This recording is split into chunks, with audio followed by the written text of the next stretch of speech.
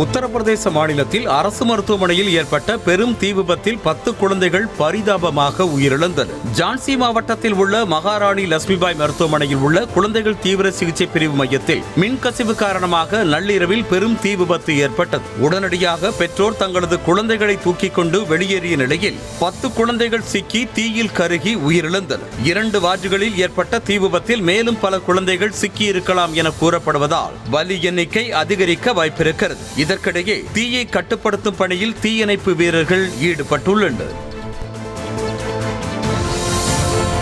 பிரதமர் மோடி இன்று நைஜீரியா நாட்டுக்கு அரசுமுறை பயணம் மேற்கொள்கிறார். நைஜீரிய அதிபர் போலா அகமது டினுப்பு அழைப்பின் பேரில் நவம்பர் 16, 17 ஆகிய தேதிகளில் நைஜீரியா செல்லும் பிரதமர் மோடி அந்நாட்டு அதிபரை சந்தித்து இருதரப்பு ஒத்துழைப்பு உள்ளிட்ட பல்வேறு விவகாரங்கள் குறித்து பேச்சுவார்த்தை நடத்த உள்ளார். இதன் மூலம் 17 ஆண்டுகளுக்கு பிறகு இந்திய பிரதமர் நைஜீரியா செல்வது குறிப்பிடத்தக்கது. தொடர்ந்து 17ஆம் தேதி கினியாவிற்கும் 18, 19 ஆகிய 2 தேதிகளில் பிரேசிலில் நடைபெறவுள்ள G20 மாநாட்டில் பங்கேற்று G20 நாடுகளின் தலைவர்களை சந்திக்கிறார்.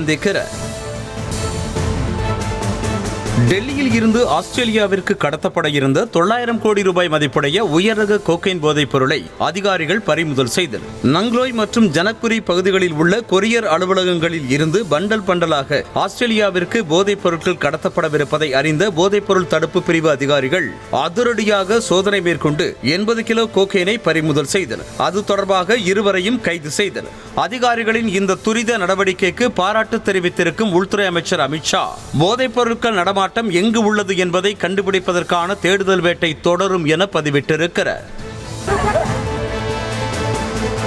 நிலையான வளர்ச்சி மற்றும் மிதமான பணவீக்கத்தால் நிகழாண்டு இந்தியாவின் ஒட்டுமொத்த உள்நாட்டு உற்பத்தியின் வளர்ச்சி 7.2% சிறப்பான நிலையில் இருக்கும் என நிதி சேவைகள் நிறுவனமான மூடிஸ் தெரிவித்திருக்கிறது. மேலும் 2025ஆம் ஆண்டில் இந்த வளர்ச்சி 6.6%ஆகவும் 2026ஆம் ஆண்டில் 6.5%ஆகவும் குறையும் எனவும் தெரிவித்துள்ளது. இந்தியாவில் பண்டிகை காலம் என்பதால் பொதுமக்களின் செலவுகள், வேளாண் வளர்ச்சியால் கிராமப்புறத்தில் ஏற்பட்டுள்ள தேவை அதிகரிப்பு உள்ளிட்ட காரணங்களால் இந்திய பொருளாதார வளர்ச்சி சிறப்பான நிலையில் தொடர உள்ளதாக மூடிஸ் தெரிவித்திருக்கிறது.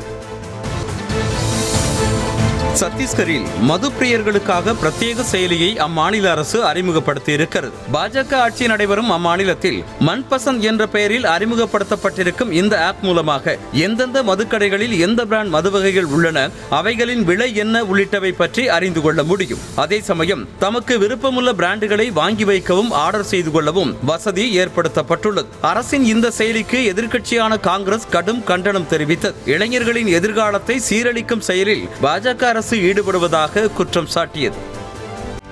செய்திகளை உடனுக்குடனும் துல்லியமாகவும் தெரிந்து கொள்ள சப்ஸ்கிரைப் பண்ணுங்க.